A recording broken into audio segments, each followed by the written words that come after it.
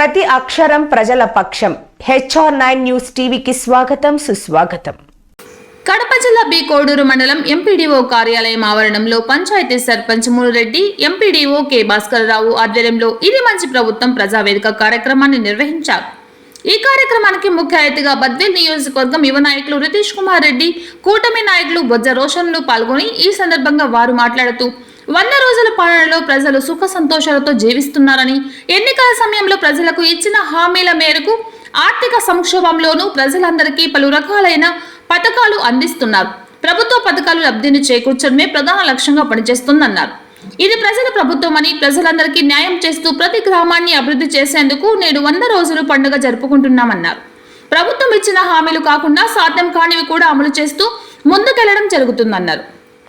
ఎన్టీఆర్ భరోసా సామాజిక పెన్షన్లో భాగంగా ప్రజలందరికీ గౌరవప్రదమైన జీవితాన్ని అందించాలన్న ఉద్దేశంతో చెప్పిన మాట ప్రకారం పెన్షన్ మొత్తాన్ని వృద్ధులు, వితంతువులు, దివ్యాంగులకు మేలు కలిగిస్తోందన్నారు.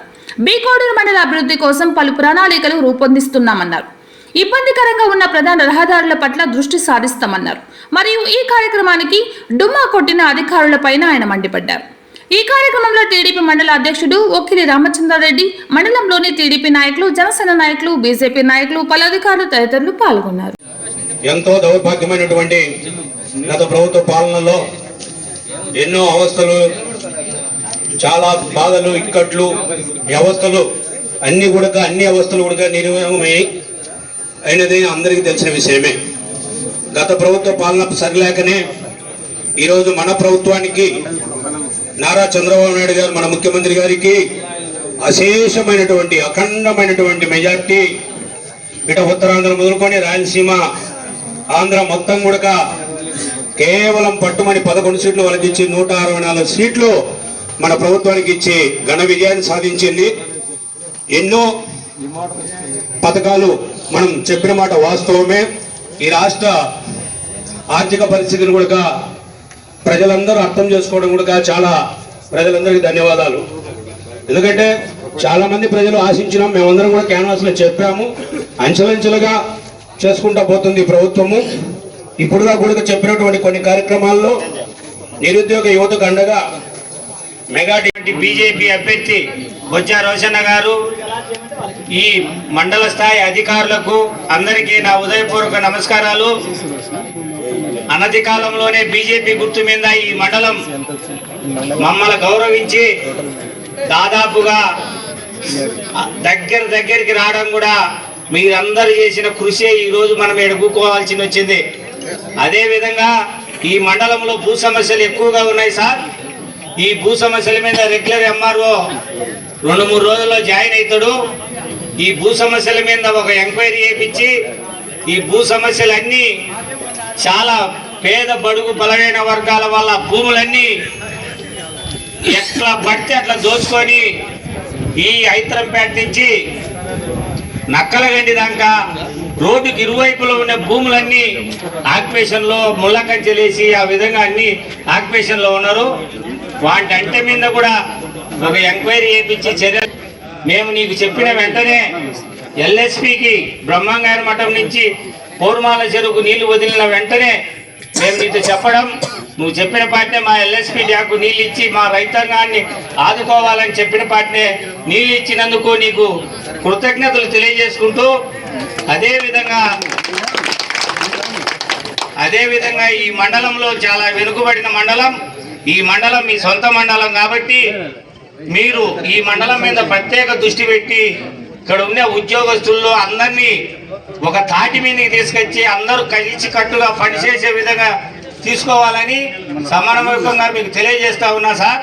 ఇది నువ్వు RDO దృష్టికి కానీ, కలెక్టర్ దృష్టికి కానీ పోయి ఇక్కడ ఖాళీలు ఉన్నాయి సచివాలయాల్లో కానీ, రెవెన్యూలో కానీ, MDO ఆఫీసులో కానీ ఖాళీలు అనేవి లేకుండా ఫిలప్ చేస్తే ఈ రైతాంగానికి అందరికి పనిచేసే వాళ్ళకి, ఈ మండల ప్రజానికానికి పనిచేసేదానికి బాగుంటుంది సార్. ఇది కూడా మా విన్నపము. మన మండలంలో జరగడము, అందులో మేమందరం పాల్గొనడము, అధికారులు, ప్రజలు ఇంతమంది ఇక్కడ చేరడము ఎంతో సంతోషకరమైన విషయము. అది ముఖ్యంగా మేము ఎన్నికల్లో తిరిగేటప్పుడు ఈ మండల ప్రజలు, ఈ ఊరు ప్రజలు మమ్మల్ని ఎంతగానో ఆదరించి, ఆశీర్వదించి మనకు సపోర్ట్ చేస్తున్నారు. అది ఎప్పటికీ మరవలేని విషయము. అందుకని మీ అందరికీ మరొకసారి శిరస్సు వంచి నమస్కరిస్తూ ధన్యవాదాలు తెలుపుకుంటున్నాను. ఇది మంచి ప్రభుత్వము అని ఇది మనం చెప్పడం కాదు, ప్రజల నుండి వచ్చే స్పందన మాత్రమే. ఆ స్పందనను చూసి మన నాయకుడు, ప్రీతమ నాయకుడు చంద్రబాబు నాయుడు గారు, పవన్ కళ్యాణ్ గారు, మరి ఇది కొంతమందికి తెలియడమే కాదు ప్రజలందరికీ ఇది మంది ఎలా మంచి ప్రభుత్వం అని వివరించాల్సిన అవసరము మనకుందని 175 నియోజకవర్గాలలో ఉన్న ప్రజలకు, అధికారులకు, మిగతా ప్రజలందరికీ తెలియజేయాలా అనే ఉద్దేశంతో వారి ఆదేశానుసారము ప్రజాప్రతినిధులు, అధికారులు అందరూ ఈరోజు ఇక్కడ సమావేశమై మన ప్రభుత్వం చేస్తున్న మంచి పనులు చెప్పడానికి ఇక్కడంతా మనం సమావేశమైనాం. ఏంటి మంచి పనులు చేస్తే మంచి ప్రభుత్వం అంటాం. ఇప్పుడు చేసిన 100 రోజుల్లోనే మన ప్రభుత్వము ఏం మంచి పనులు చేస్తున్నారో 1 by 1 మనం తెలుసుకుందాం. మొట్టమొదటగా నిరుద్యోగుల గురించి మాట్లాడాలంటే గత ప్రభుత్వంలో జగనన్న గారు ప్రతి సంవత్సరం నాయకులు కానీ, జగన్ గారు కానీ, మరి ప్రతి ఒక్కరు వచ్చి ఏం చెప్పారు, నిరుద్యోగ యువతకు ప్రతి సంవత్సరము జాబ్ క్యాలెండర్ అంటే ఈ సంవత్సరం ఏమేమి ఫిల్అప్ చేస్తాము, ఇన్ని పోస్టులు ఉన్నాయి.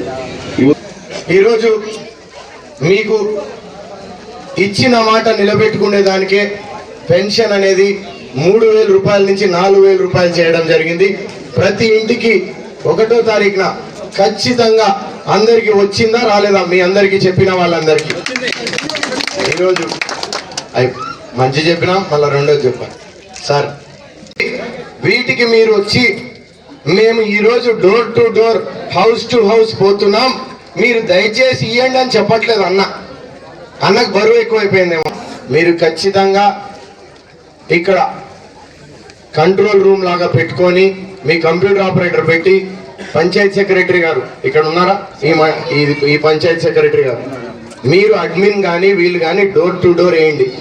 డోర్ టు డోర్ వెళ్ళినప్పుడు ఖచ్చితంగా ఈ డోర్ నంబర్లో అది శానిటేషనా, హెల్తా, డ్రింకింగ్ వాటరా, కరెంటు పోలా, లేదంటే వెల్ఫేర్ ప్రాబ్లమా, లేదంటే చాలా మంది చెప్తారు మాకు ఇది రాలేదు ఈ పథకం, లేదంటే ఇల్లు శాంక్షన్ కాలేదంటారు. దయచేసి ఓపిక్గా రాసుకోండి. ఇది లిస్ట్ చేసి టైప్ చేసి ఎండి ఆఫీస్కి వస్తే, ఈ ఎండి ఆఫీస్ నుంచి మాకు వచ్చినా లేకపోతే కలెక్టరేట్ కానీ మేము సమర్పిస్తే అది నెక్స్ట్ 100 రోజులకి ఇక్కడ వచ్చి మాట్లాడచ్చు మనం, లేకపోతే దాన్నే ప్లానింగ్ అంటారు. ఎంతో ఇబ్బంది పడుతుంటే ముఖ్యమంత్రి గారు శ్రీశైలం నీళ్లు ఖచ్చితంగా ఇవ్వాలన్నప్పుడు గత 5 రోజుల ముందు బ్రహ్మం సాగర్కి మనందరం రైతులందరం పోయి వీరారెడ్డి కాలువ ఎమ్మటి, ఎడమ కాలువ, మరి కుడి కాలువ ఎమ్మటి అన్ని చెరువులు, దాదాపు ఈ తాలూకాలో 200 చెరువులు ఉన్నాయి. ఏ చెరువులకి నింపొచ్చో ఆ చెరువులకి నింపాలనే ఆదేశాల మేరకు నీళ్లు సరఫరా నిలబెట్టచ్చు. ఇదే దెబ్బతో మండల్ లీడర్స్, ఇక్కడ ఉన్న రైతన్నలు నా దగ్గరకు వచ్చి ఎల్ఎస్పికి నీళ్ళు ఇవ్వండి అంటే బుగనీరు ద్వారా నీళ్ళు ఇవ్వాలనేదే మనం అందరం ఏర్పాటు చేస్తున్నాం.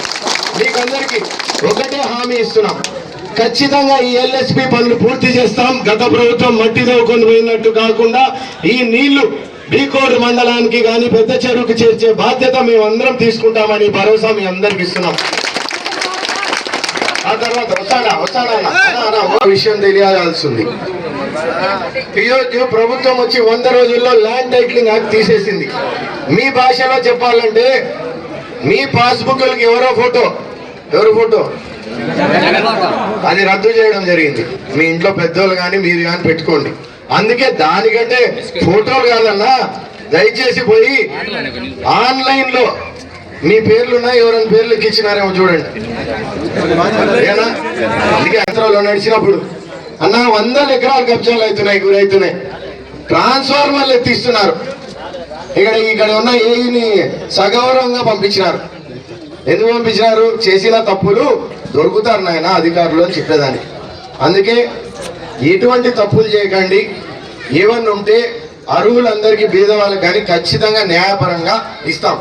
మీ అందరికీ ఎంక్వైరీ మొదలవుతుంది. వచ్చే నెల నుంచి రెవెన్యూ సదస్సులు ఉంటాయి.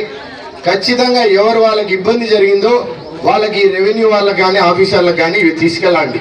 అందుకే అడుగుతున్నా, ల్యాండ్ టైటిలింగ్ యాక్ట్ అనే కాదు, ఫ్రీ హోల్డ్ అంటూ బద్వేల్ తాలూకాలో 15,000 ఎకరాలు మింగేసినారు, పేర్లు మార్చేసినారు. మీరు అందరు గుర్తుపెట్టుకోండి. దీని మీద ఎంక్వైరీ ఖచ్చితంగా జరుగుతుంది. అర్హులకి ఖచ్చితంగా ఇస్తాం. బ్యాలెన్స్ పోయిన తప్పులన్నీ చూస్తాం. గతంలో రీసెంట్ గా ఒక నెల ముందర మైదుకూరులో తీసుకుంటే 25% తప్పులు బయట వచ్చినాయి. మన తాలూకా అయితే నాకైతే ఖచ్చితంగా గ్యారంటీ చాలా తప్పులు వస్తాయని. అందుకే అంటున్నాను. నాకు చూద్దాం. ఇప్పుడు పరీక్ష పెట్టినాం 100 రోజులు.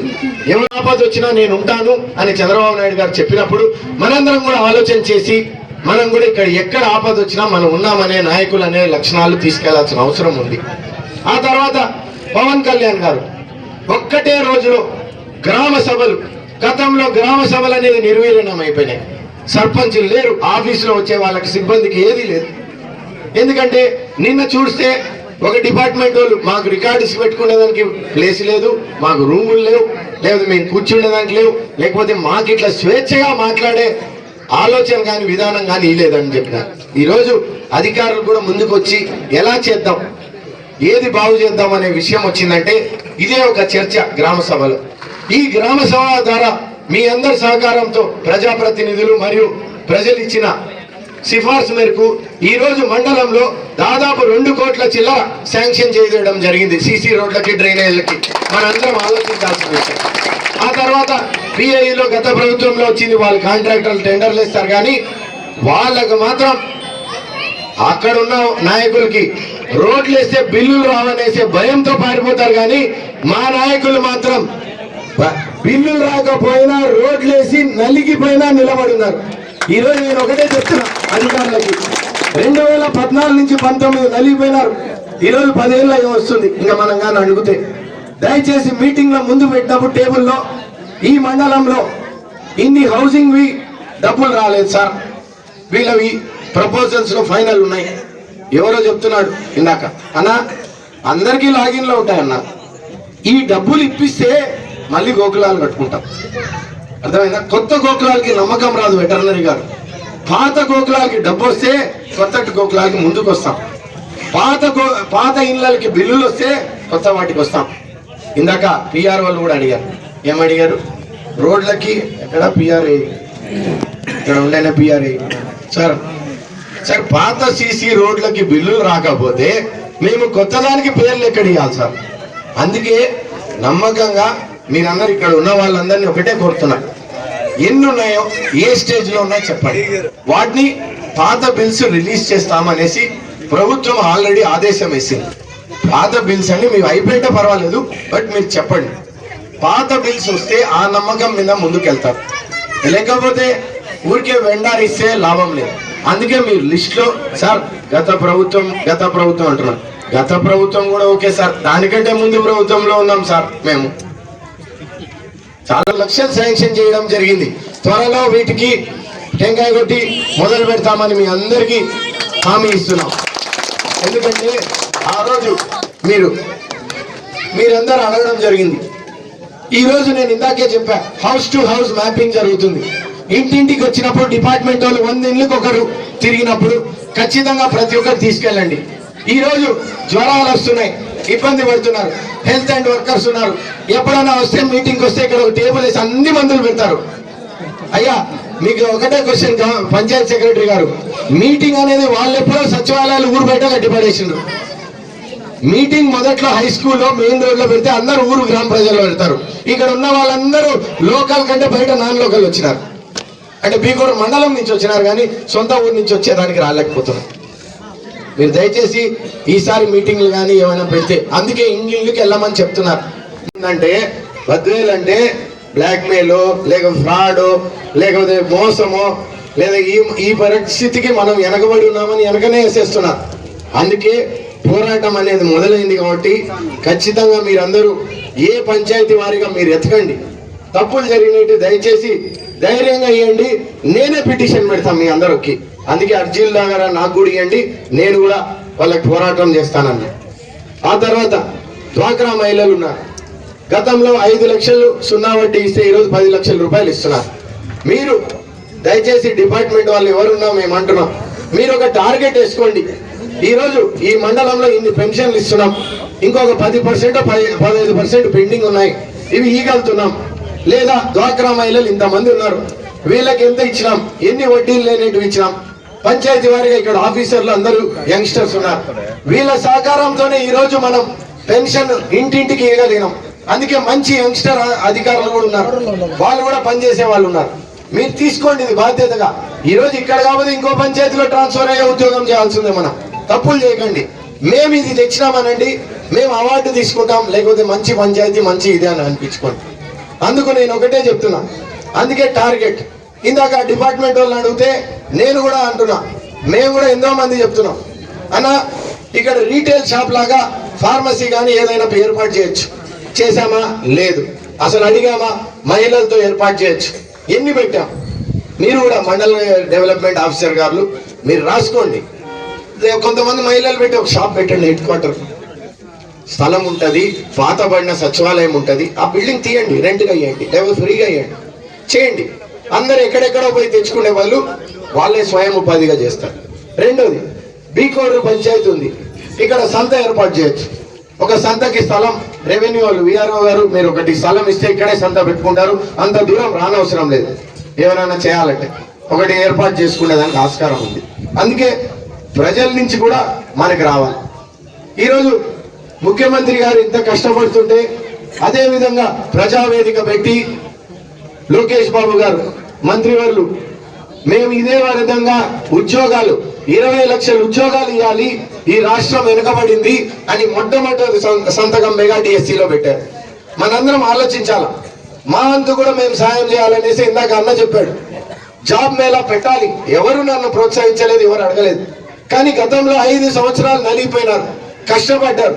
ఉద్యోగాలు ఇవ్వాలంటే దాదాపు 35 కంపెనీలు తీసుకొని వచ్చి 1000 మంది అటెండ్ అయితే చాలా మందికి ఉద్యోగ అవకాశాల లెటర్ ఇచ్చినారు. ఈరోజు మా దగ్గరకు వచ్చి రికమెండేషన్ అడుగుతున్నారు. అలా మేము ఇచ్చే రికమెండేషన్ అందరికీ ఇవ్వాలని అనుకుంటాం. మీ అంతవరకు శిక్షణ తరగతులు పెట్టండి, ఎలా తీసుకెళ్లాలా, అభివృద్ధి ఎలా చేయాలా. ఈ పిల్లలకి నిరుద్యోగంగా ఉన్నారు, ఈ నిరుద్యోగంకి బాధ్యత ఏంటంటే ఎంఈ వారు మీకు కూడా చెప్తున్నాను. ఈరోజు ఈ మండలంలో ఈ లిస్టు ప్రకారం 50% చదువుకున్నది ఉంది. లిటరసీ రేట్ మనం పెంచాలా, పిల్లల్ని చదివించాలి. ఎక్కడ వెనకబడిందంటే ఇక్కడ వెనకబడింది. ఇది చూస్తే తాలూకా మీద కూడా వెనకబడుతున్నాం చదువు అనేది. చాలా మంది 10th చాలే, డ్రాప్ అవుట్, ఇంటర్మీడియట్, ఇవి చదువు అనేది ముఖ్యం. అందుకే దయచేసి అందరికీ చెప్తున్నా, పెద్దవాళ్ళని ఎటువంటి విధానంలో అన్నా చదివించండి. వీళ్ళని పిల్లలు చదువుకోవాలా, టార్గెట్ గా టీచర్స్ కూడా ఉన్నారు, ఇక్కడ మంచి టీచర్స్ ఉన్నారు, చేర్పియండి. మీకు ఈరోజు మంత్రివర్యులు ఉన్నారు, ఖచ్చితంగా మోడల్ స్కూల్ లాగా ప్రతి స్కూల్ని తీర్చిదిద్దాలనుకుంటున్నారు. చిన్న స్ట్రెంత్ ఉంటే నియరెస్ట్ స్కూల్కి మర్చి చేసి మంచి టెక్నాలజీతో స్కూల్ ఇవ్వాలనుకుంటున్నారు. మీరు కూడా ట్రైనింగ్ అయ్యి బాగా స్కూల్లో పిల్లలు కానీ ఎట్లనే ఉత్తీర్ణం చూడండి. ఎంతో మంది ప్రభుత్వ స్కూల్లో చదివిన వాళ్ళు కూడా ఫస్ట్ వచ్చినారని మంచి ప్రోత్సాహం జరుగుతుంది. అందుకే అది చేయాల్సిన అవసరం ఉంది. ఈరోజు మిడ్ డే మీల్స్ కానీ మిగతాయి కానీ నిన్న చూస్తే ఒక మండలంలో టీచర్లు కూడా వచ్చి ఇక్కడ మైక్ తీసుకొని మాట్లాడుతున్నారు. 6